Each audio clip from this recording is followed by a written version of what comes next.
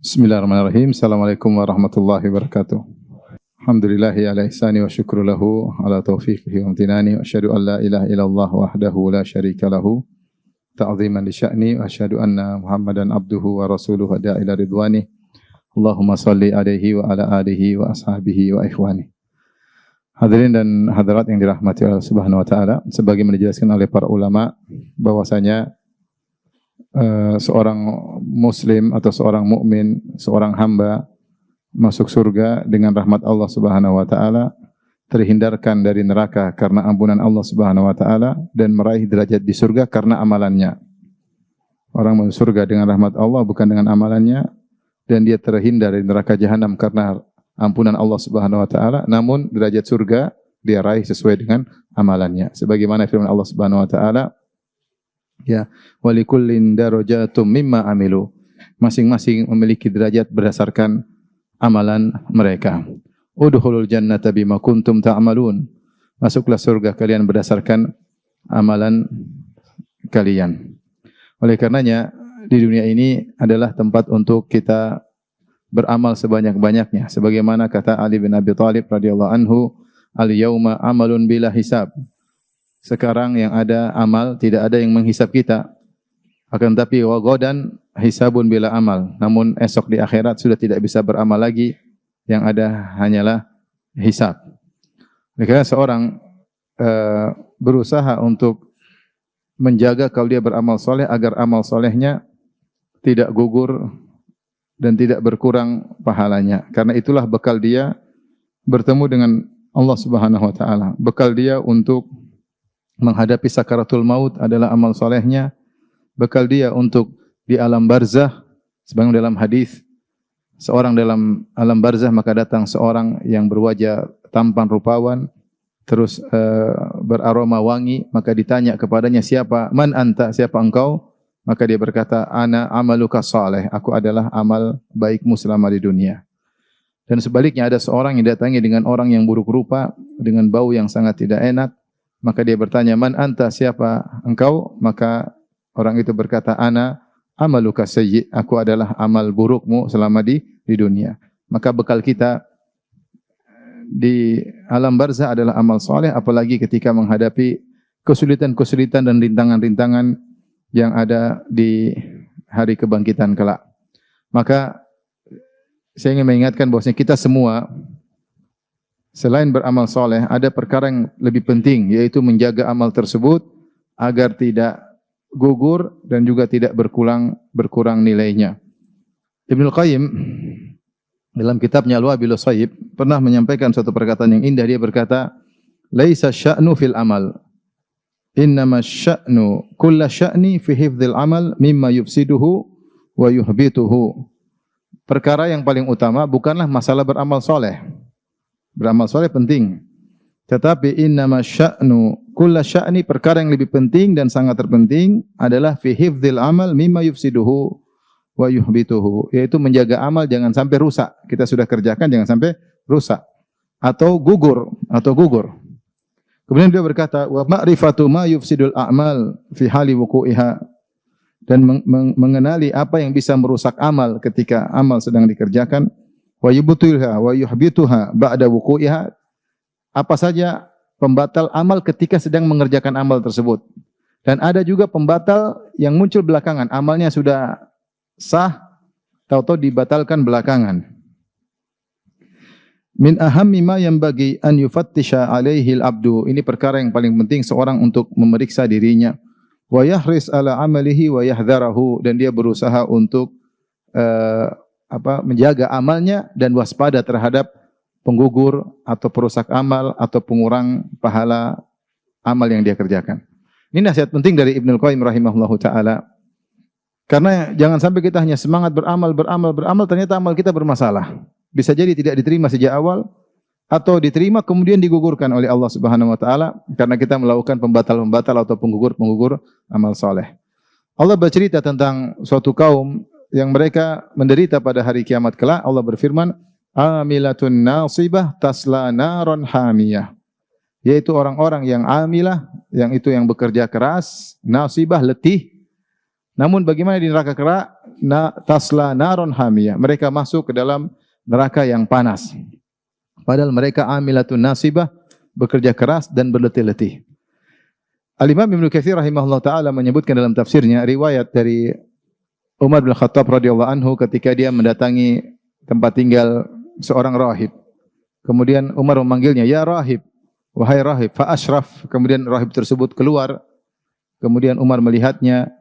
Kemudian Umar pun menangis. Umar menangis melihat rahib tersebut. Maka ada yang bertanya kepada Umar, "Wa ma yubkik? Apa yang buat kau menangis wahai Amirul Mukminin, wahai Umar?" Maka Umar berkata, "Tadzakartu qaulahu ta'ala 'amilatun nasibah tasla naran hamiyah." Aku ingat firman Allah Subhanahu wa taala tentang orang-orang yang letih, berletih-letih dan bercapek-capek di dunia beramal, namun ternyata masuk neraka. Yaitu Umar menafsirkan di antara contohnya adalah orang-orang Nasara. Yang mereka Allah sifati dengan waladhdallin, yaitu orang-orang yang tersesat, beramal soleh, semangat namun tidak ada ilmunya. Di antaranya mereka kemudian mengharamkan sebagian mereka kalau ingin mencapai tingkatan tinggi tidak menikah, ya, rahbaniyah, tidak mau punya anak, tidak mau punya istri. Mereka menganggap itu adalah tingkatan yang tinggi, padahal itu tidak ada nilainya di sisi Allah, bahkan menyebabkan mereka masuk neraka jahanam. Maka Umar pun menangis mengingat ayat ini. Kasihan lihat pendeta sudah tua tersebut, sudah puluhan tahun di atas agamanya, berusaha susah payah, tidak menikah, tidak punya anak, hilang dari kebahagiaan keluarga, ternyata di akhirat masuk neraka jahanam. Demikian juga diriwayatkan dari sebagian salaf, mereka menafsirkan amilatun nasibah, yaitu orang-orang berletih-letih beramal soleh di dunia, beramal capek-capek, letih-letih, namun ternyata masuk neraka jahanam. Di antara mereka, sebagian pendapat Imam Al-Qurtubi rahimahullahu taala menafsirkan dengan ahlul bid'ah. Ahlul bid'ah seperti orang-orang khawarij. Orang-orang khawarij, Rasulullah SAW mensifati mereka dengan perkataan beliau, tahkiruna salatakum ma'a salatihim. Kalian para sahabat akan merasa minder kalau membandingkan salat kalian dengan salat mereka. Artinya orang-orang khawarij salatnya lebih banyak. Wa siyamakum ma'a siyamihim. Kalian akan merasa minder kalau membandingkan puasa kalian dengan puasa mereka. Karena mereka sangat sering berpuasa. Makanya ketika Ibnu Abbas menemui mereka, wajah mereka pucat karena sering berpuasa dan salat malam. Tapi kata Nabi SAW, yamrukuna minad din kama yamrukus sahmu minar ramiyah. Sungguhnya mereka keluar dari agama seperti anak panah yang menembus buruannya, yaitu anak panah masuk kemudian keluar tanpa menyisakan daging sedikit pun. Itu benar-benar keluar lepas dari Islam. Sehingga para ulama khilaf apakah khawarij kafir atau tidak. Yang benar mereka tidak kafir, tapi mereka melakukan bid'ah, di antaranya mudah mengkafirkan kaum muslimin. Maka Rasulullah SAW mengatakan dalam hadis yang lain, hum kilabu ahlin nar. Mereka adalah anjing-anjing penghuni neraka jahanam. Ibadah mereka luar biasa, tapi ternyata mereka masuk neraka jahanam. Oleh karenanya, ini yang kita perlu hati-hati bersama, ya, untuk kepentingan diri kita sendiri. Sehingga kalau kita beramal soleh, kita harus jaga amal soleh tersebut. Jangan kita sudah letih-letih, capek-capek, ternyata amal soleh tersebut tidak ada nilainya di sisi Allah Subhanahu wa taala dan bahkan merupakan sebab seorang masuk neraka jahanam. Baik, saya akan sebutkan banyak hal-hal yang pada ranah membatalkan amal ketika tercampur, atau membatalkan amal belakangan, atau mengurangi pahala amal. Ini semua tiga masalah. Membatalkan amal sejak awal, atau membatalkan amal soleh belakangan, atau mengurangi amal soleh, mengurangi pahala amal soleh. Setan tidak peduli. Tentunya dia ingin amal seseorang batal sejak awal. Kalau tidak bisa batal, maka batal belakangan. Kalau tidak bisa batal belakangan, paling tidak mengurangi apa? Pahala amalnya. Ada beberapa poin. Yang pertama tentunya, di antara hal yang membatalkan amal, yaitu tentunya adalah kekufuran dengan berbagai macam modelnya. Siapa yang kufur, maka amalnya batal secara total. Dan kufur modelnya banyak, ya. Kekufuran itu modelnya banyak. Siapa yang melakukan pembatal keislaman, maka dia telah terjerumus dalam kekufuran. Di antaranya melakukan syirik akbar, misalnya. Di antaranya misalnya dia mengejek syariat Allah Subhanahu wa taala, mengejek syiar-syiar Allah, ya, mengejek ayat-ayat Allah, mengejek Nabi Muhammad sallallahu alaihi wasallam, namanya istihza biddin, mengejek agama, maka dia kufur kepada Allah Subhanahu wa taala. Di antaranya misalnya dia membenci syariat Allah. Dzalika bi annahum karihu ma anzalallah. Karena mereka benci dengan apa yang Allah turunkan. Ada syariat dia benci, ini syariat kayak apa ini?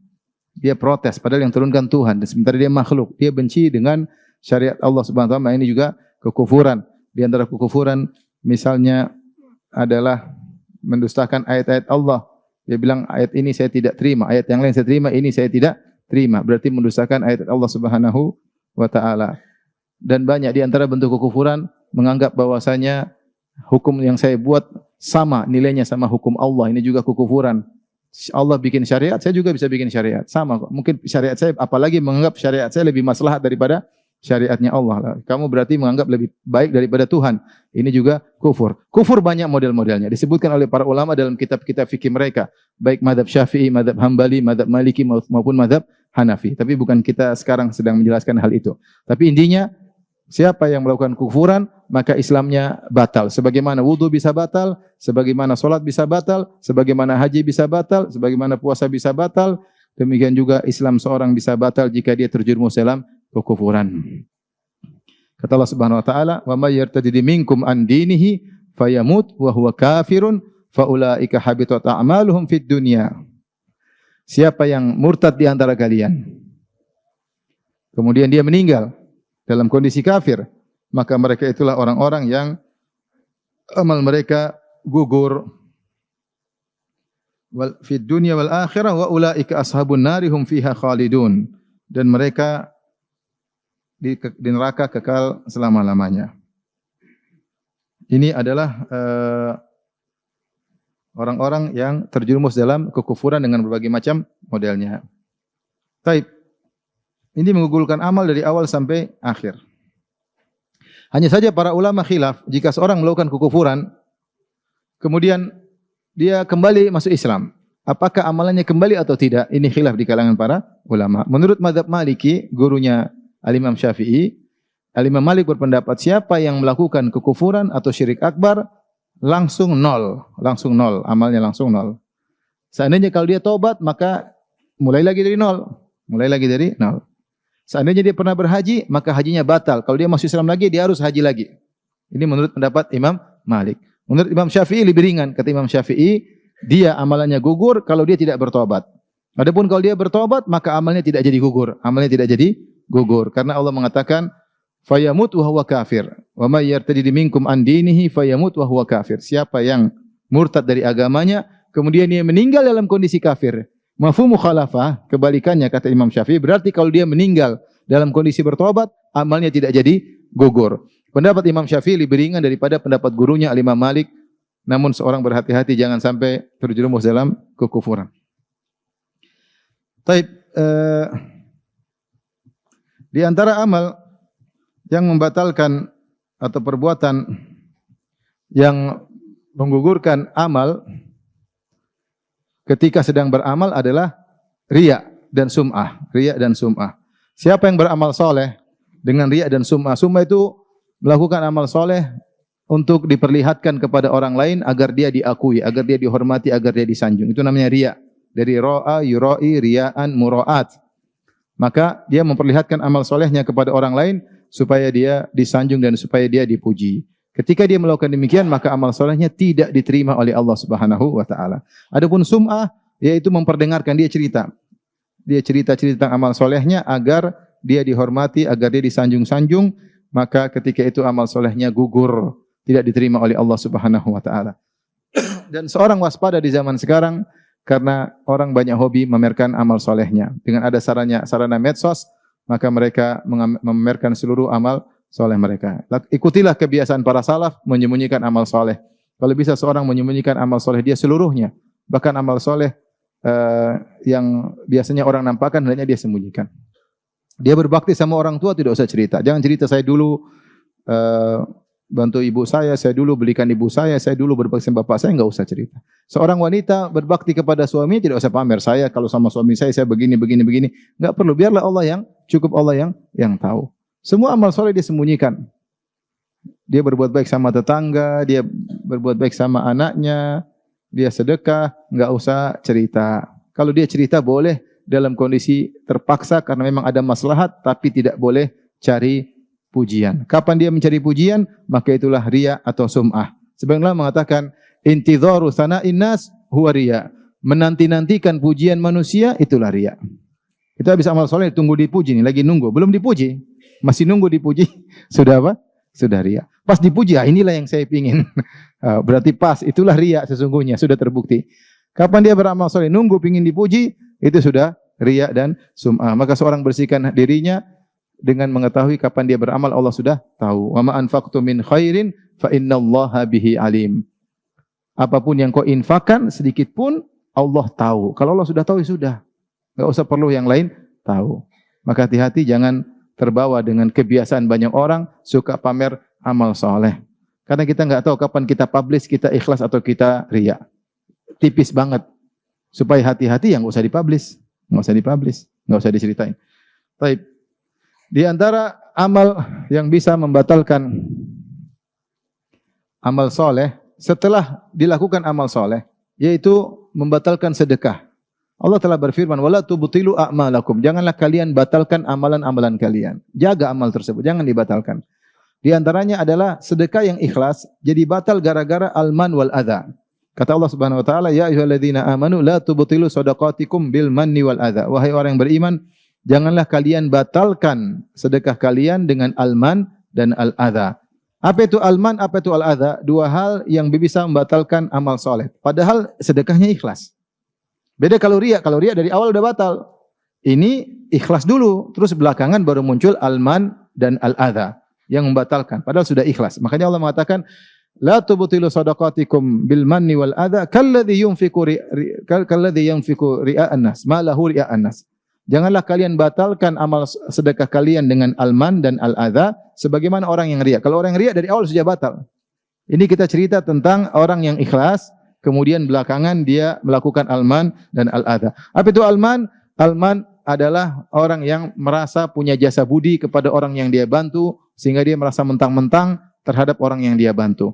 Kata Ibnu Hajar rahimahullah ta'ala, al-man asalnya adalah amalan hati, namun terkadang terungkapkan dengan lisannya. Jadi kalau kita bantu orang, jangan kita merasa kita hebat, kita merasa dia rendah, kita merasa dia punya hutang budi sama saya, sehingga ada timbul mentang-mentang. Justru kita ini bersedekah supaya hati kita bersih. Hati kita bersih karena tujuan sedekah adalah membersihkan hati. Kata Allah Subhanahu wa taala, "Khudz min amwalihim shadaqatan tutahhiruhum wa tuzakkihim biha." Ambillah sedekah dari mereka untuk mensucikan mereka dan bersihkan mereka. Orang kalau sering sedekah hatinya bersih.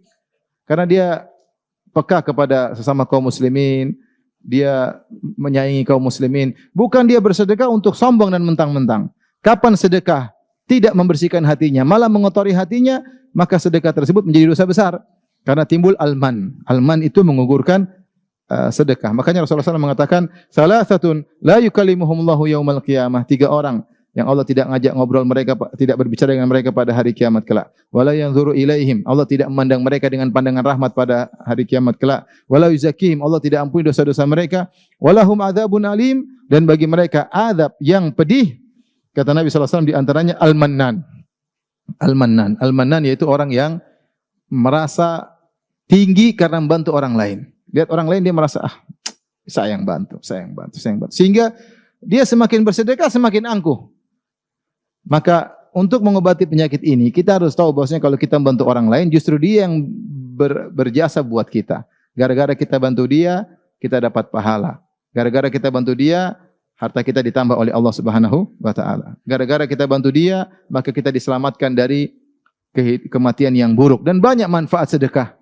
Dia cuma makan, selesai. Manfaat yang didapatkan sedikit dibandingkan manfaat yang kembali kepada kita. Saya sering sampaikan, ada orang mungkin dia melihara anak yatim di rumahnya. Biaya biar anak yatim tersebut mungkin sedikit, taruh 1 bulan 2 juta. Tapi Allah kasih dia harta berlimpah-limpah gara-gara dia memelihara anak-anak yatim tersebut. Mana yang lebih beruntung? Dia atau anak yatim? Dia yang lebih beruntung.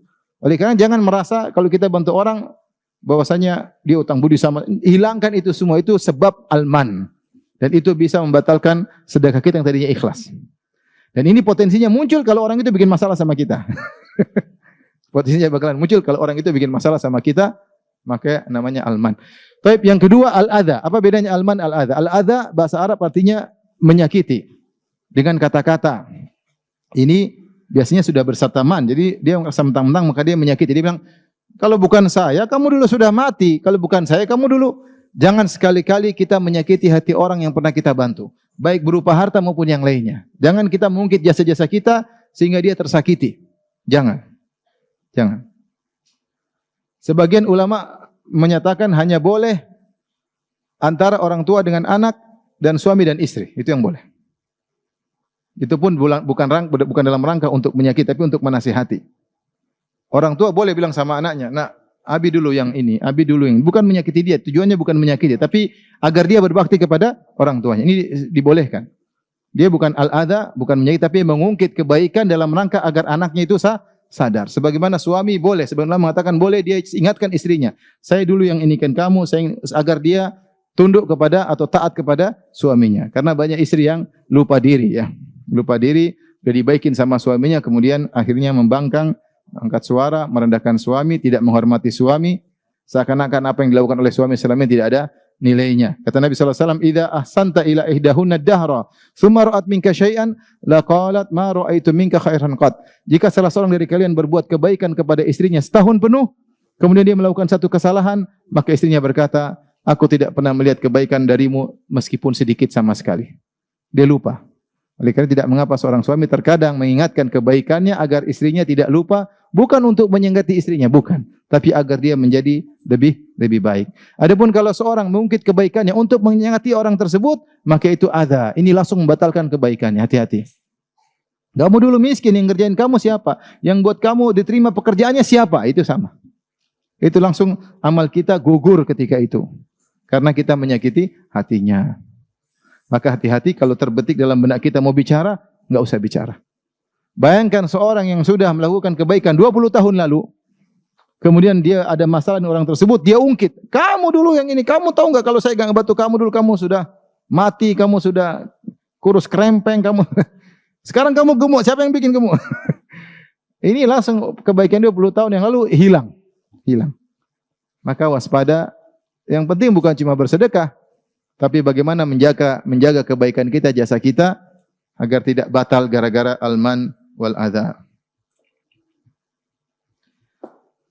Taib, di antara hal yang bisa membatalkan amal soleh seorang, artinya tidak diterima sejak awal, sama seperti riya, sama dengan kufur, tidak diterima sejak awal, adalah mendustakan takdir. Siapa yang mendustakan takdir, mengatakan Allah tidak mencatat sebelumnya, ini terjadi begitu saja tanpa ada catatan Allah sebelumnya, maka amalnya tidak diterima oleh Allah Subhanahu wa taala. Dalam satu hadis ketika dilaporkan, dalam hadis pertama dalam Sahih Muslim, ketika dilaporkan kepada Ibnu Umar radhiyallahu taala anhuma bahwasanya di Basrah ada seorang namanya Ma'bad al-Juhani yang dia terlalu berdalam-dalam tentang ilmu sehingga menggunakan logikanya sehingga dia berkesimpulan al-amru unuf, bahwasanya segala perkara itu baru saja terjadi tanpa direncanakan oleh Allah, tanpa dicatat oleh Allah sebelumnya. Terjadi begitu saja. Allah tidak ada rencana-rencana, tiba-tiba muncul. Maka Ibnu Umar berkata, "Idza laqita haula," jika kau bertemu dengan mereka, fa akhbirhum anna ibna Umar bari'um minhum, sampaikan bahwasanya Ibnu Umar, saya sahabat Ibnu Umar, berlepas diri dari mereka. Wa hum bura'u minni, dan mereka berlepas diri dariku. Dan sampaikan kepada mereka, "Lau anna ahadahum anfaqa mithla Uhudin dhahaban ma qabilallahu minhu hatta yu'mina bil qadar." Sampaikan kepada mereka, kalau salah seorang dari mereka berinfak dengan emas sebesar gunung Uhud, Allah tidak akan terima sampai dia beriman dengan takdir. Emas gunung Uhud itu panjangnya 7 sampai 8 kilo. Lebarnya 2 sampai 3 kilo. Tingginya 100 meter lebih. Kalau ditimbang berapa ton? Kalau antum punya emas sebesar gunung Uhud itu, antum infakkan, meskipun ikhlas, tidak akan diterima kalau antum mendustakan takdir. Karena di antara rukun iman adalah apa? Iman kepada takdir. Semua ini sudah tercatat di Lauhil Mahfuz. Tidak ada satu perbuatan, kejadian, peristiwa kecuali sudah tercatat di Lauhil Mahfuz. Kalau kita tidak beriman akan hal ini, maka amal kita apapun yang kita lakukan gugur, tidak akan diterima oleh Allah Subhanahu wa taala.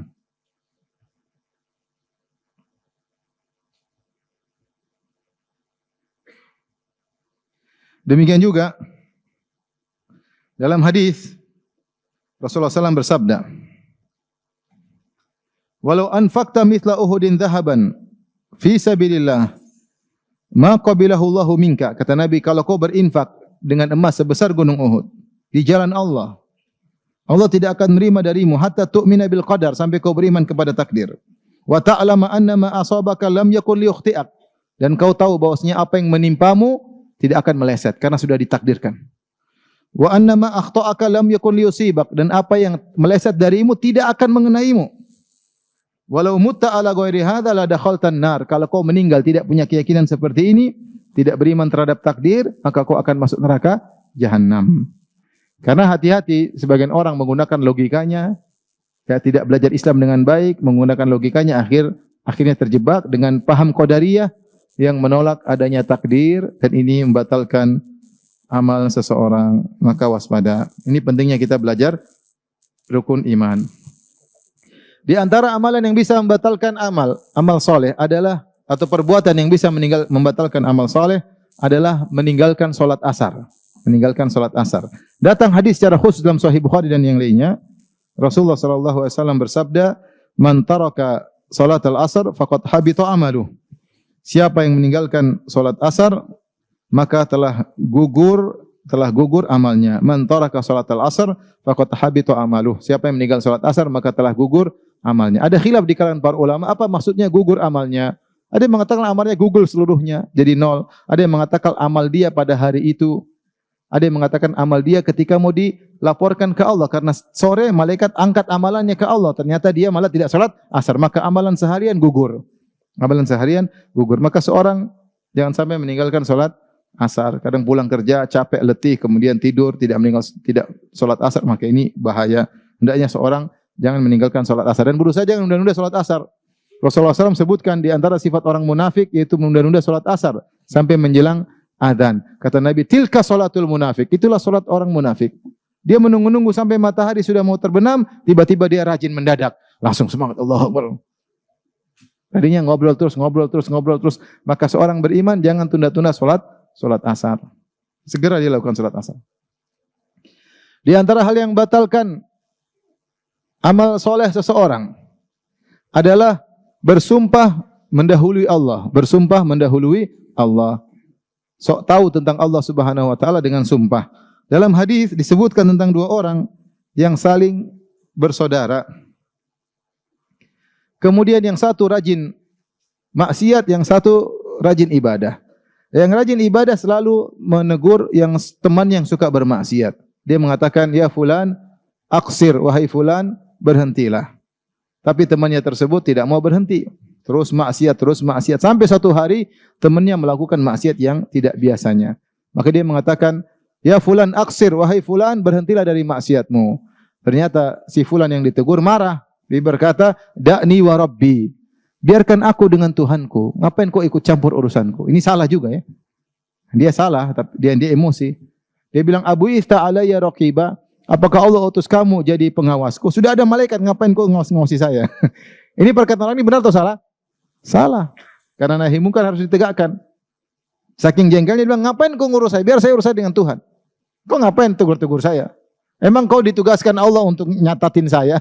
Sudah ada malaikat raqib atid, ngapain kau ikut-ikut?" Ngomongannya gitu. Intinya dia emosi ketika ditegur tersebut, dan ini ucapan salah dari orang ini, pelaku maksiat ini. Dia jengkel, ditegur terus, dan yang menegur lebih jengkel lagi. Akhirnya dia berkata, "Wallahi la yaghfirallahu lak." Demi Allah dia bersumpah, Allah tidak akan mengampunimu. Nah ini masalahnya. Dia mendahului Allah, bahkan dia bersumpah. Maka Allah matikan kedua-duanya. Allah mengatakan, "Man dzalladzi yata'ala alayya alla aghfira li fulan." Siapa yang berani-berani bersumpah atas namaku, bahwasanya aku tidak akan mengampuni si fulan. Hati-hati. Wa qad ghafartu lahu wa ahbattu amalak. Sungguh aku telah mengampuninya dan aku gugurkan amal solehmu. Maka akhirnya orang yang tukang maksiat tadi diampuni dosa-dosanya, Allah berkehendak ampuni dia. Yang orang yang sombong atau orang yang mendahului Allah, sok tahu tentang Allah, bersumpah, maka amalnya gugur. Abu Hurairah radhiyallahu anhu ketika meriwayatkan hadis ini, dia berkomentar, "Takallama bi kalimatin aw baqat dunyahu wa ukhrah." Sungguh orang ini telah mengucapkan satu perkataan yang perkataan tersebut menghancurkan dunianya dan akhiratnya. Maka seorang jangan pernah mendahului Allah dalam banyak hal. Jangan bilang, "Ah, ini orang ini enggak mungkin diampuni." Enggak mungkin. Antum bayangkan kalau ada sekarang misalnya ada seorang sadis, dia masuk di masjid ini misalnya. Kemudian kita semua dibakar.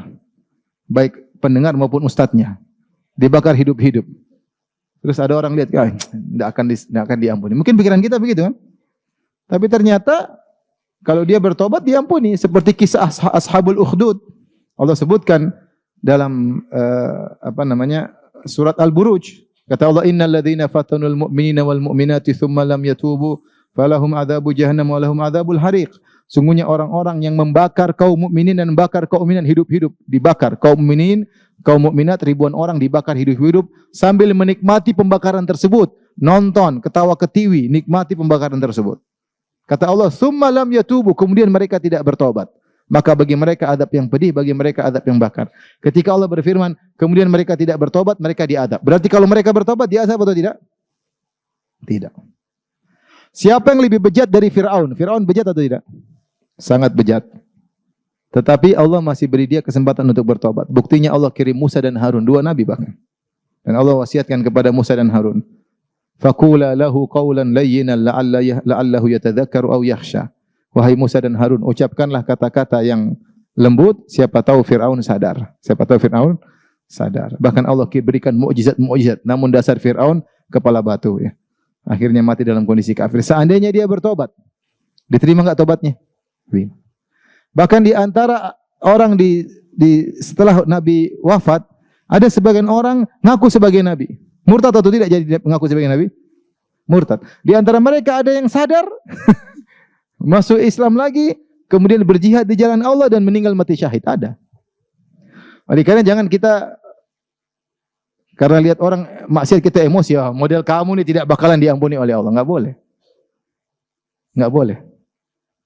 Maka tidak boleh kita mendahului Allah. Tidak boleh juga kita mengatakan, ini jangan mendahului Allah. Kita bilang, ini demi Allah, ini pasti masuk surga. Enggak boleh. Enggak boleh. Ketika ada Ummul Ala memuji Utsman bin Maz'un. Utsman bin Maz'un seorang sahabat yang sangat zuhud, terkenal rajin ibadah. Ketika dia meninggal, maka Ummul Ala berkata, sungguh mulia engkau wahai Utsman, laqad akramakallah, sungguh Allah telah memuliakan engkau. Maka Nabi tegur, wa ma yudriki, dari mana kau tahu Allah memuliakan dia? Dari mana kau tahu? Inilah arjulahul khair, adapun saya berharap dia dapat kebaikan karena dia orang soleh. Tapi dari mana kau pastikan bahwasanya Allah telah memuliakan dia? Enggak ada yang tahu. Ini hal gaib. Hal gaib. Kemudian Nabi mengatakan, adapun saya tidak tahu tentang bagaimana diriku. Maka kita tidak tahu, jangan pastikan hal yang gaib. Seperti di zaman Nabi dalam Musnad Imam Ahmad dengan sanad yang hasan. Dikatakan kepada Nabi, inna fulana matat wastarahat. Ya Rasulullah, ibu itu telah meninggal dunia dan istirahat. Seperti kata-kata orang sekarang, telah istirahat di peristirahatan yang terakhir. Faghadiban Nabi SAW. Nabi pun marah. Nabi berkata, innama yastarihu man ghufira lahu. Sungguhnya yang istirahat kalau sudah mati itu yang diampuni oleh Allah Subhanahu wa taala. Dari mana kau tahu dia diampuni oleh Allah Subhanahu wa taala? Enggak ada yang tahu. Maka kita jangan pastikan seorang masuk surga kecuali yang sudah Allah sebutkan atau Nabi sebutkan. Kalau Abu Bakar di surga jelas, Nabi bilang Abu Bakar di surga, Umar di surga, Utsman di surga, Ali di surga, 10 sahabat Nabi bilang di surga. Kita boleh, Bilal di surga boleh. Tapi selain itu jangan kita pastikan. Kita mengatakan mudah-mudahan masuk apa? Surga.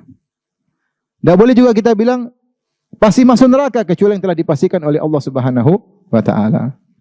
Oleh karenanya jangan mendahului hal-hal yang gaib. Makanya di antara hal yang konyol sebagian dai mengatakan kita pasti masuk surga. Saya pernah dengar orang ceramah seperti itu. Kelompok kita ini pasti masuk surga. Masya Allah. Bahkan ada yang parah lagi. Kalau ada kelompok lain masuk surga gara-gara kita. Masya Allah.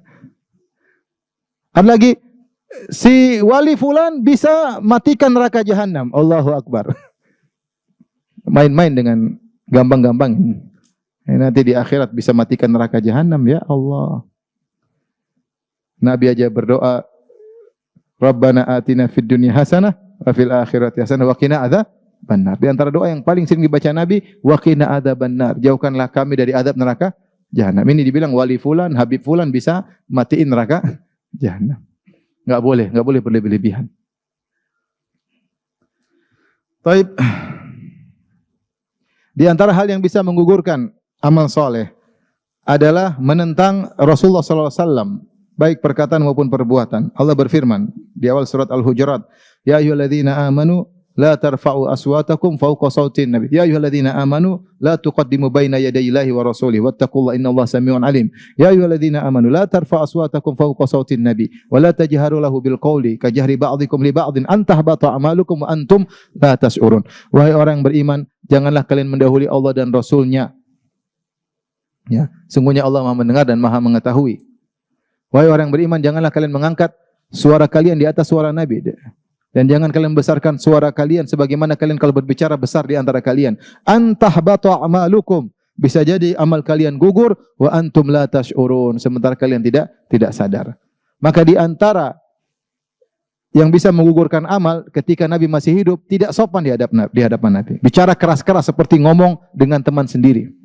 Setelah turun ayat ini, Umar kalau bicara dengan Nabi bisik-bisik, takut. Takut. Sampai ada seorang namanya Thabit bin Qais tidak mau keluar rumah. Kenapa? Dia jauh hari saud, suaranya keras. Dia tidak mau keluar rumah. Mana Thabit kok tidak ke masjid? Kata dia, saya penghuni neraka. Kenapa? Suara saya keras. Nabi bilang tidak, dia penghuni surga. Ya, dia penghuni surga. Artinya sahabat benar-benar takut ketika turun ayat ini, jangan sampai ngangkat suara di hadapan Nabi sallallahu alaihi wasallam. Dan sebelumnya Allah berkata, la tuqaddimu, jangan kalian mendahului Allah dan Rasulnya. Kata para ulama maksudnya, kamu kalau melakukan apa-apa, lihat dulu dalilnya. Jangan kamu sok membuat hukum. Apa kata Allah, apa kata Rasul, tinggal ikuti. Ada lagi yang berkata, maksud ayat tersebut, kalau sudah ada hukum Allah, sudah hakam Rasulullah, jangan kau punya ide. Contoh misalnya kita tahu syariat wanita berjilbab, kemudian kita punya ide. Kenapa sih wanita? Coba kalau tidak berjilbab kan lebih nyaman. Ini namanya ide, kasih ide sama Allah. Ini enggak boleh. Syariat Allah sempurna atau tidak? Sempurna. Al-yauma akmaltu lakum dinakum. Maka jangan kasih ide tentang syariat Allah. Ya. La mu'aqqiba li hukmih, tidak ada yang bisa protes terhadap hukum Allah Subhanahu wa taala. Dia itu Tuhan, kamu itu manusia, kekuranganmu banyak. Kamu ngurus istri aja enggak bisa, mengurus hukum-hukum. Ngurus anak aja enggak bisa, mengurus hukum-hukum. Allah Subhanahu wa taala ngurusi alam semesta, ngurusi matahari, ngurusi rembulan, ngurusi bintang-bintang, mengurusi laut, mengurusi semua alam semesta, hewan-hewan diurusi oleh Allah. Allah bikin aturan yang begitu kokoh, terus Allah turunkan hukum buat kamu supaya kamu baik, kamu bilang saya tidak terima. Hukum saya lebih baik daripada hukum kamu ya Allah. Ini orang tidak tahu diri. Kamu Tuhan atau hamba? Kamu tuh hamba, ngurus dirimu saja enggak becus, mau ngurus bikin hukum buat manusia yang lain. Maka siapa yang sudah datang perintah Allah dan Rasulnya, kemudian dia menentang, amalnya gugur. Amalnya gugur. Kata Ibnu Qayyim rahimahullah, jangankan menentang hukum, sepakat dengan hukum Nabi, hanya ngomongnya keras aja, ngomongnya keras. La tarfa aswatakum fawqa sautin nabi, wa la tajharu lahu bil qawli kajahri ba'dikum li ba'din an tahbata a'malukum wa antum la tash'urun. Jangan kalian angkat suara kalian, jangan kalian berbicara keras dengan Nabi seperti kalian bicara di antara kalian, bisa jadi amal kalian gugur dan kalian tidak sadar. Ini zaman sekarang banyak orang Allah berfirman demikian, nah bukan lagi, enggak benar, enggak cocok, seperti orang liberal. Rasulullah bilang enggak pas lagi, enggak relevan zaman sekarang, kita bikin hukum baru. Aduh, repot. Kamu tuh siapa? Ngurus istrimu aja enggak beres. Ya, terus mengurus manusia di alam semesta dengan bikin hukum dari kamu. Oleh karenanya kalau hukum semua dari manusia, pasti nanti ada yang protes, ada yang diuntungkan, ada yang tidak diuntungkan, dan demikian. Expire, kemudian ini dan seterusnya. Kalau mau hukum yang benar adalah hukum Allah Subhanahu wa taala. Intinya di antara hal yang menggugurkan amal seorang ketika dia tahu ini hukum Allah dan Rasulnya, kemudian dia menentang.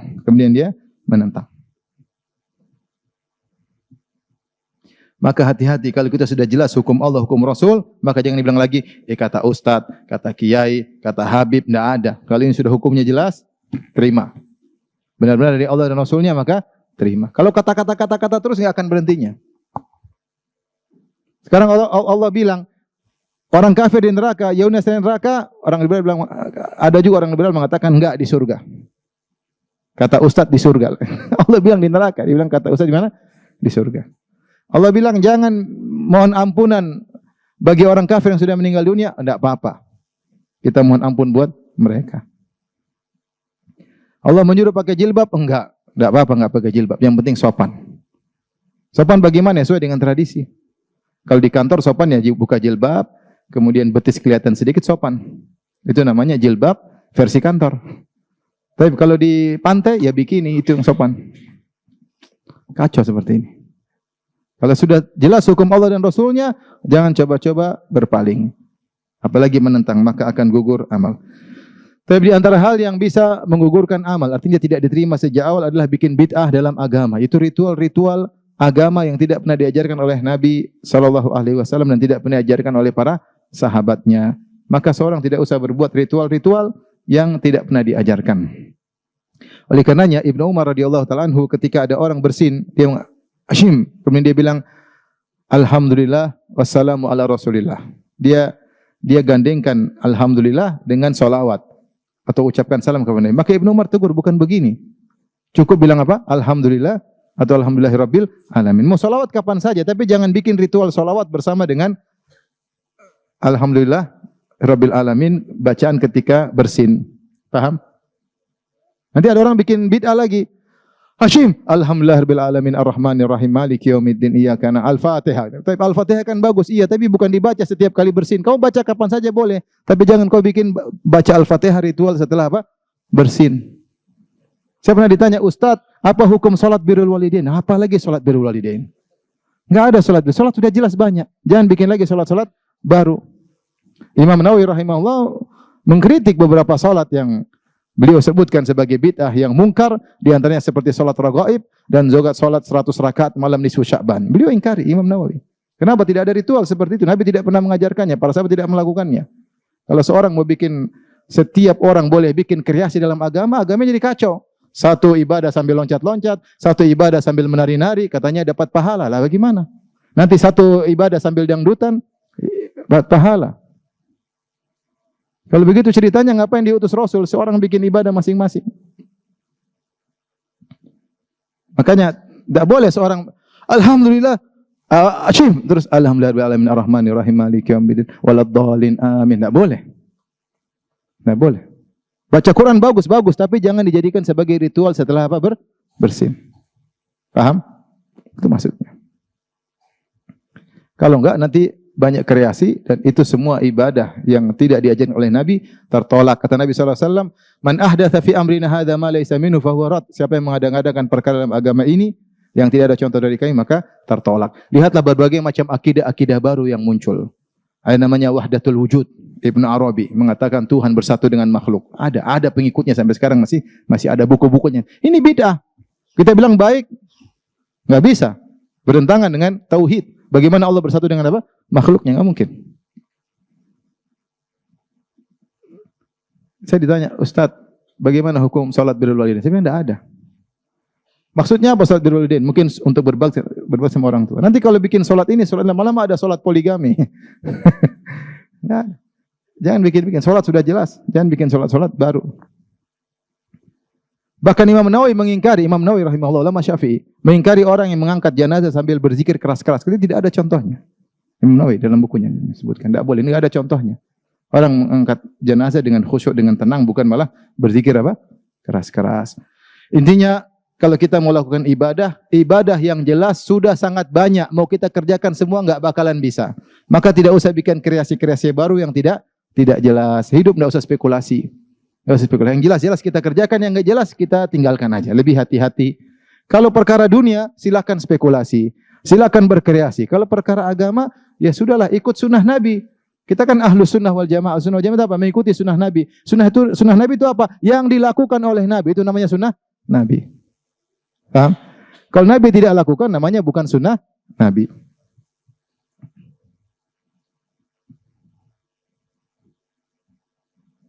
Sekarang sedih kita lihat orang solawat sambil joget-joget, solawat sambil dangdutan. Ya, aduh. Bebas, mau nari-nari, saya bilang ini. Gimana ibadah kayak begini? Campur laki-laki perempuan, kemudian solawat joget-joget. Aduh, saya bilang ini gimana? Enggak ada yang mengingkari kah? Dibiarkan begitu saja. Jangan, nanti rusak agama ini kalau semua orang boleh bikin ibadah sendiri. Di antara hal yang bisa menggugurkan amalan adalah bermaksiat diam-diam. Kalau di depan orang soleh, temannya malaikat. Kalau sendirian, temannya iblis. Dalam hadis kata Rasulullah sallam, la alamannak aqwaman min ummati ya'tuna yaumal qiyamati bihasanatin amsali jibali tihamah faja'alahu Allahu azza wa jalla haba'an manthura. Sungguh aku mengetahui ada sekelompok orang yang mereka pada hari kiamat kelak membawa amalan yang banyak, pahala sebesar gunung-gunung Tihama. Kemudian Allah jadikan pahala tersebut menjadi haba'an manthura, debu yang berterbangan tidak ada nilainya. Maka sahabat bertanya, siapa mereka itu? Rasulullah berkata, walakinnahum aqwamun idza khalau bi maharimillah intahakuha.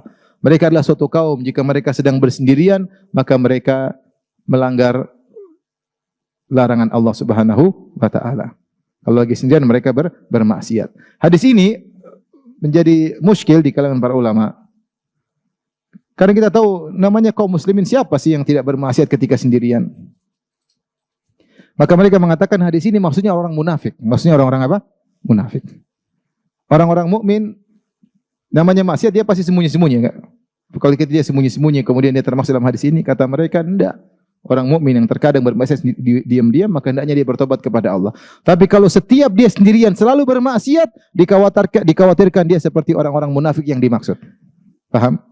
Maka seorang kalau bersendirian bermaksiat segera dia bertobat kepada Allah. Jangan dia continue terus tidak berhenti. Ketika dia tidak pernah berhenti, setiap sendirian bermaksiat, setiap tidak ada yang lihat bermaksiat, maka akhirnya dia seperti orang-orang munafik. Dikhawatirkan amal-amal dia akan gugur pada hari kiamat kelak gara-gara dia ketika bersendirian pasti bermaksiat. Setiap sendirian pasti bermaksiat. Maka Rasulullah bersabda, "Ittaqillaha haitsuma kunt." Bertakwalah dimanapun kau berada.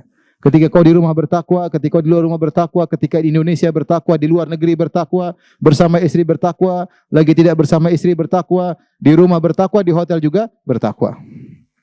Ya. Karena gangguan di rumah mungkin kurang, kalau di hotel banyak gangguan. Saya ingat cerita seorang syekh. Dia ketika ke suatu negara, kemudian dia masuk di hotel. Tiba-tiba ada orang ketuk pintu. Ketika dia buka ternyata perempuan sangat cantik, jelita. Lonte. Apa bahasa kerennya? PSK ya, apa? Apa PSK singkatannya? Perempuan apa? Apa? Penjajah, penjual seks komersial. Bahasa kerennya lonte. Maka lonte ini dia kemudian menawarkan dirinya, maka syekh tersebut akhirnya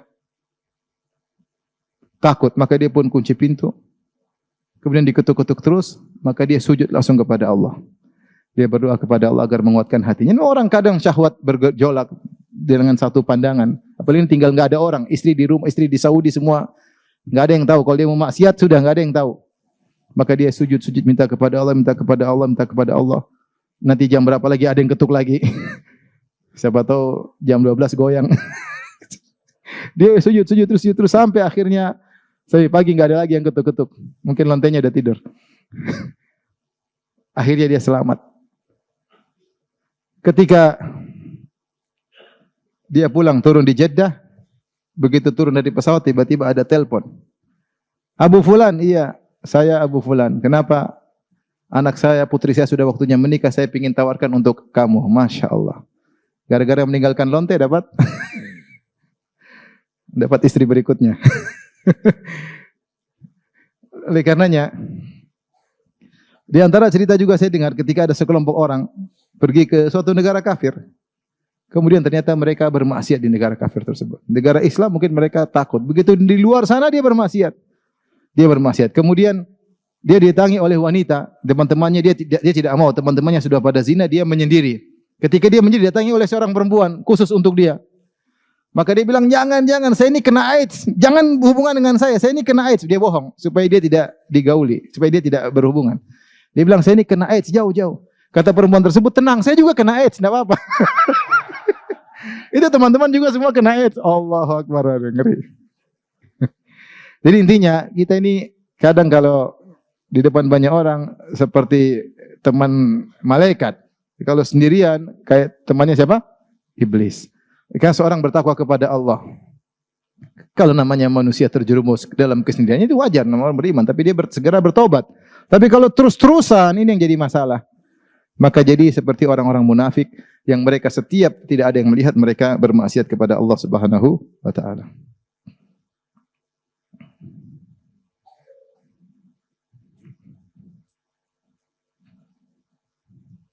Di antara hal yang menjadikan amalan tidak diterima oleh Allah adalah pergi ke dukun, tanya-tanya kepada dukun. Man atakahinan aw arrafan lam tuqbal salatuhu arba'ina yauman. Siapa yang datang kepada dukun kemudian bertanya-tanya kepada dukun tersebut tidak akan diterima salatnya selama 40 hari. Dia tetap wajib untuk salat.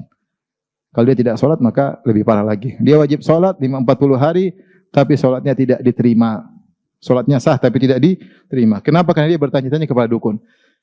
Ini baru bertanya kepada dukun. Kalau percaya kepada kabar dari dukun tentang masa depan, maka dia telah kafir. Karena yang tahu masa depan cuma Allah Subhanahu wa taala. Ini sekedar tanya-tanya saja. Maka dari sini dilarang seorang untuk membuka-buka ramalan-ramalan bintang. Jangan buka-buka. Kata para ulama, membuka-buka ramalan bintang, pingin cari tahu tentang nasib dia sama dengan bertanya-tanya kepada dukun. Saya bintang Libra, apa sih nasibnya bulan ini? Ini bulan apa ini? Bulan apa? Bulan Februari. Akhir Februari uang berkurang diomelin istri. Waduh. Begitu pulang benar wah diomelin. Kamu ini enggak punya duit. Oh iya benar ya. Akhirnya hatinya terikat dengan ramalan tersebut. Mulailah dia setiap ada masalah dia buka ramalan. Dan Nabi berkata, "Man 'allaqa syai'an wukila ilaihi." Siapa yang menggantungkan dirinya dengan sesuatu, maka dia akan dibuat bertawakal kepada sesuatu tersebut. Maka hukum melihat ramalan bintang, pingin tahu sama dengan bertanya kepada para dukun, tidak diterima salatnya selama 40 hari. Al-Qurtubi punya bantahan yang mudah. Dia mengatakan, "Ya akhi, coba suatu kapal di zaman dia dulu. Suatu kapal dinaiki oleh 3.000 orang. 3.000 orang tersebut kira-kira tanggal lahirnya sama atau beda? Beda. Kira-kira semua bintang ada di situ enggak? Semuanya pasti ada di situ. Kemudian tenggelam sama-sama tenggelam. Nah, ini bintangnya beda-beda semua, tenggelam semua dalam waktu yang sama. Kalau harusnya bintangnya beda-beda, nasibnya beda-beda, harusnya ada yang tenggelam, ada yang loncat, ada yang terbang, harusnya demikian. Ketika semua tenggelam bareng-bareng menunjukkan bintang-bintang tersebut tidak ada faedahnya. Paham? Maka jangan pernah buka ramalan bintang. Karena salat Anda tidak akan diterima selama 40 hari.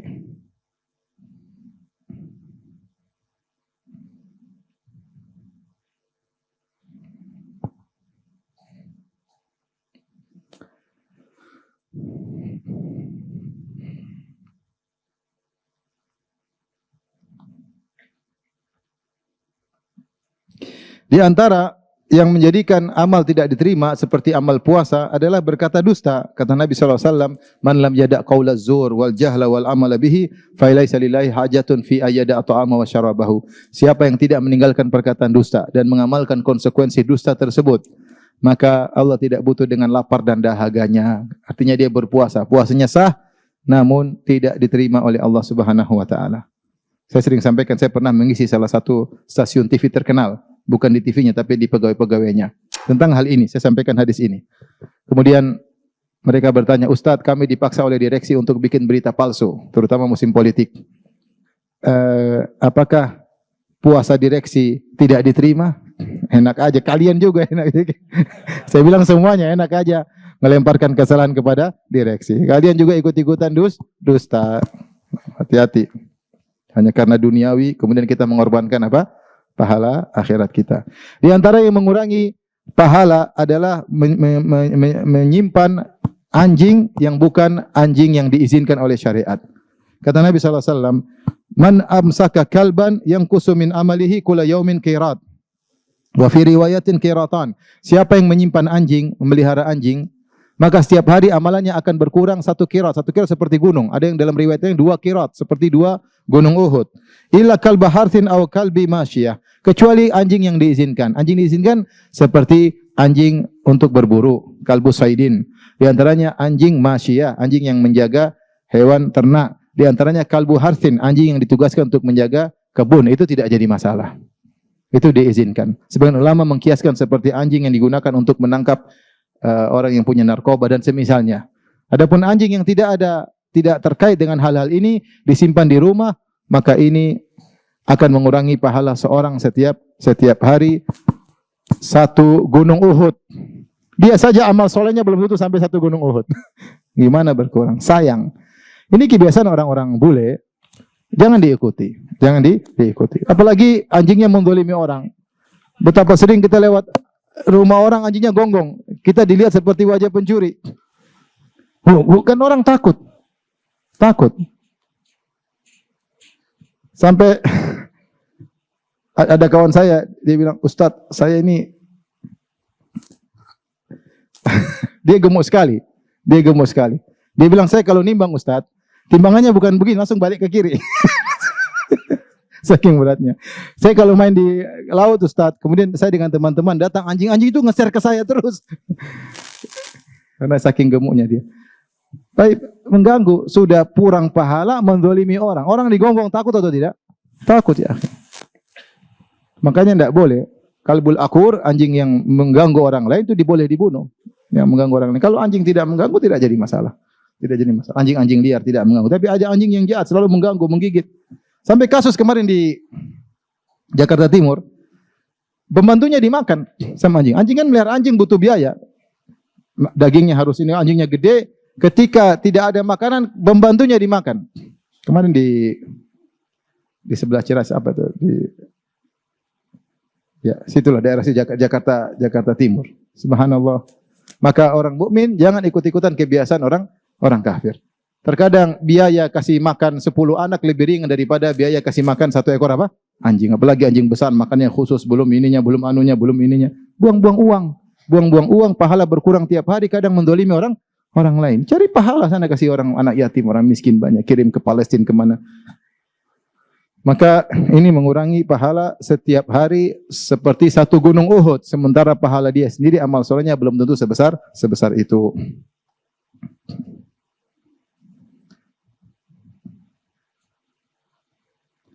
Di antaranya yang ditolak amalannya adalah wanita yang membangkang kepada suaminya. Isnani la tujawizu salatuhuma ru'usahuma. 2 orang yang salatnya tidak akan melewati kepalanya, itu tidak akan diterima oleh Allah Subhanahu wa taala. Abdun abaqa min walihi hatta yarja ilaihim, yaitu budak yang kabur sampai kembali kepada tuannya. Wa imra'atun asat zaujaha hatta tarji. Wanita yang membangkang kepada suaminya sampai dia kembali kepada suaminya. Hati-hati ini kepada para ibu-ibu. Jangan suka membangkang kepada suami. Kalau membangkang kepada suami, salatnya tidak diterima oleh Allah Subhanahu wa taala. Rugi. Kemudian juga dalam hadis yang lain, salasatun la tujawizu salatuhum adzanahum. 3 orang yang salatnya tidak akan diterima. Al-abdul abik hatta yarji. Hamba budak yang kabur sampai kembali. Wa imra'atun batat wa zawjuha 'alaiha sakhit. Seorang wanita istri yang tidur sementara suaminya marah sama dia. Dia cuek aja. Suaminya ngomel-ngomel, dia pakai selimut tidur. Ini tidak diterima salatnya sampai dia kembali kepada suaminya. Wa imamu qaumin wa hum lahu karihun. Perhatikan ini. Imam yang dibenci oleh makmumnya. Ada imam model begini. Terlalu pede, tidak ada yang akan jadi imam, dia maju sendiri jadi imam. Bacaannya kicau beliau, kacau balau. Kacau balau. Al-Fatihah salah, bacaan salah, lagu enggak enak, tapi mau jadi imam. Ditegur marah-marah. Semua orang mau tidak sholat di belakang dia, masjidnya cuma di situ. Akhirnya mereka sholat situ, benci sama dia, ini imam sholat tidak terima. Jadi imam ini bukan masalah gengsi-gengsian. Imam ini adalah kedudukan syar'i. Rasulullah yang suruh. Harus ada syarat-syarat untuk menjadi imam. Kata Rasulullah SAW, ya ummukuma, ya akra'ukum, ya ummul qaum akra'uhum li kitabillah. Yang menjadi imam yang paling mahir dalam Al-Quran. Yaitu yang paling berilmu, yang ngerti para sahabat dulu. Keilmuan mereka dalam Al-Quran sama, itu paling berilmu. Itu yang boleh jadi imam, bukan gengsi-gengsian, jangan. Mereka jadi imam. Kalau terjadi imam, tidak ada yang suka. Ditegur nggak mau, tetap ngeyel pengen jadi imam. Karena orang jadi imam, gengsi, imam masjid. Imam besar di masjid kecil. Akhirnya sholatnya tidak diterima, kasihan. Kasihan. Maka kita bukan masalah. Makanya di antara larangan para ulama, kalau jadi imam jangan tawadhu-tawadhuan. Kamulah jangan. Padahal dia tahu dia lebih alim dari kamu yang maju, ini bukan masalah tawadhu. Rasul yang suruh. Yang paling alim menjadi apa? Imam. Jangan bilang, enggak kamu aja. Padahal dia tahu orang ini enggak tahu. Enggak bisa jadi imam. Kamu aja. Tawadhu. Tawadhu yang keliru. Paham? Ini karena terkait dengan sholat jamaah seluruhnya. Jadi cari imam yang baik.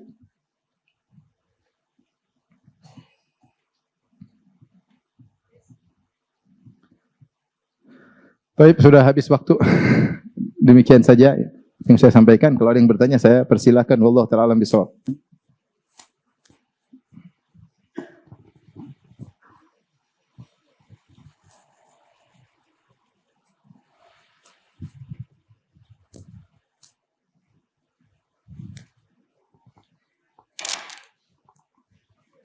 Bagaimana menghadapi seorang suami yang putus asa dalam menghadapi kesulitan hidup?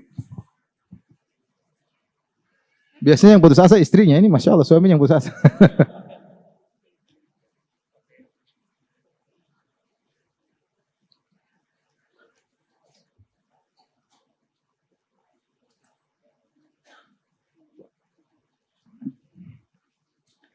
Saya rasa kalau istrinya kuat dan istrinya berusaha juga membantu, tahu memang kewajiban mencari nafkah di tangan suami.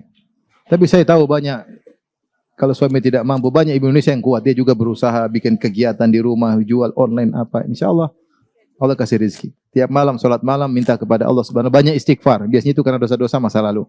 Istighfar, istighfar, istighfar sampai Allah kasih jalan keluar. Insya Allah ada jalan.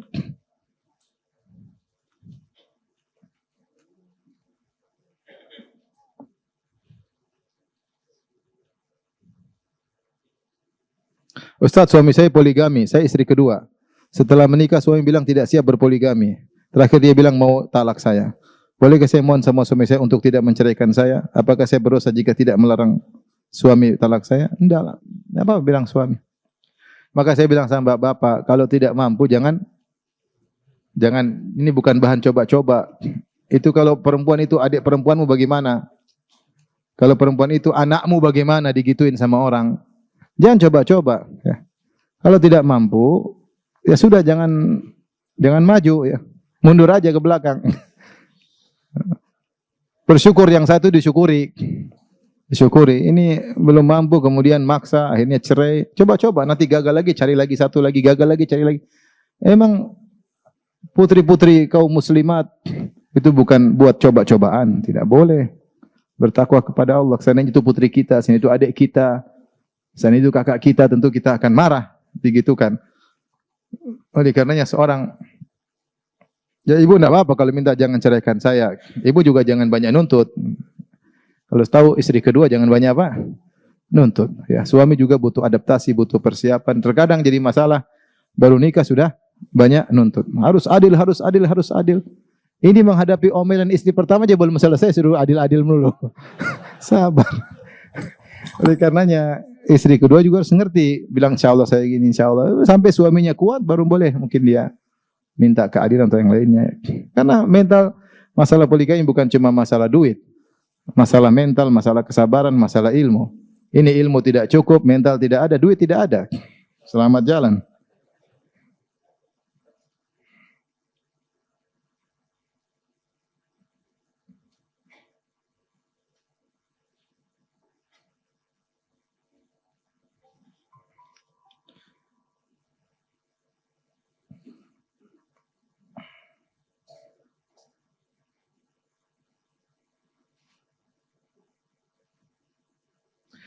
Ustaz, apa boleh membandingkan istri pertama dan istri kedua? Ini lagi.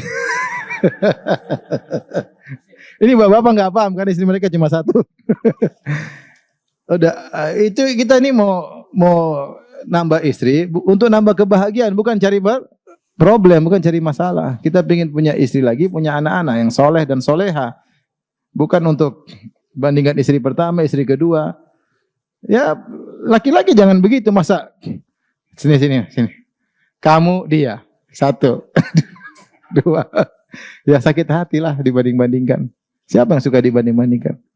Nanti kalau ibu mau balas, kamu sama suami orang, sama. Kamu kurang ajar, itu kamu jelek, dia ganteng, kamu hitam, dia putih. Sama kan, sakit hati juga. Maka bukan cara yang baik banding-bandingkan istri, antara istri pertama dan istri apa? Kedua. Ini pengajian sudah siang, panas. Ada hadiah kah? Mana hadiahnya? Ini. Yang bisa jawab dikasih hadiah. 4 ya. Pertanyaan pertama, siapa yang bisa sebutkan 2 pembatal amal dari awal? Yang dari awal. Dari awal. Ya. Apa? Yang dari awal sudah batal.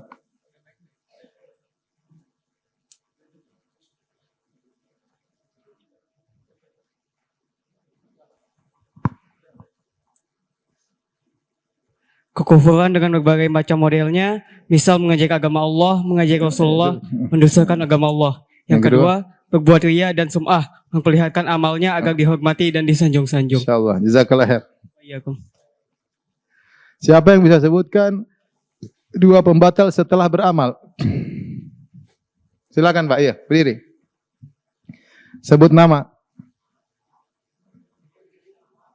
Umur berapa? Status? Bercanda Pak, bercanda. Silakan kasih Bapak. Masya Allah, alman wal adha. Jazakallah khairan. Sini. Ya. Ya udah. Pertanyaan ketiga. Sebutkan dua orang yang sholat mereka tidak diterima. Ya, silakan. Ya, ya.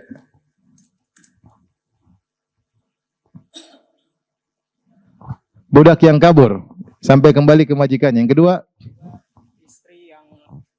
Istri yang tidur suaminya ngorok. suaminya Istri yang tidur suaminya ngamuk. suaminya lagi marah, lagi Hah? kesal sama istrinya. Istri yang tidur suaminya ngamuk. Iya. Iya. Kamu udah nikah belum? Udah. Sudah. Sudah. Oh, kirain belum. Silakan. Jazakallah khair, benar. Kasih. Sini.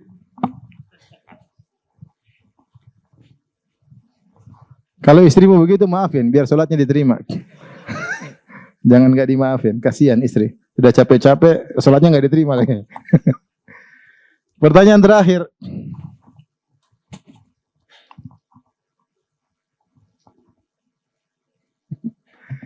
Pertanyaan terakhir.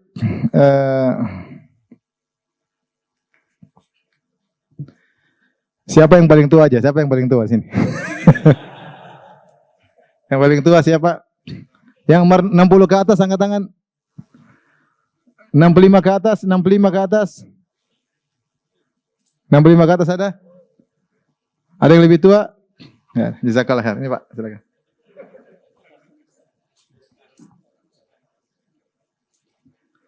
Pak Ustadz, apa hukumnya meracuni anjing tetangga? Wallahu alam. Demikian kajian kita. Subhanakallah bihamdik asyhadu an la ilaha illa anta astaghfiruka wa atubu ilaik. Assalamualaikum warahmatullahi wabarakatuh.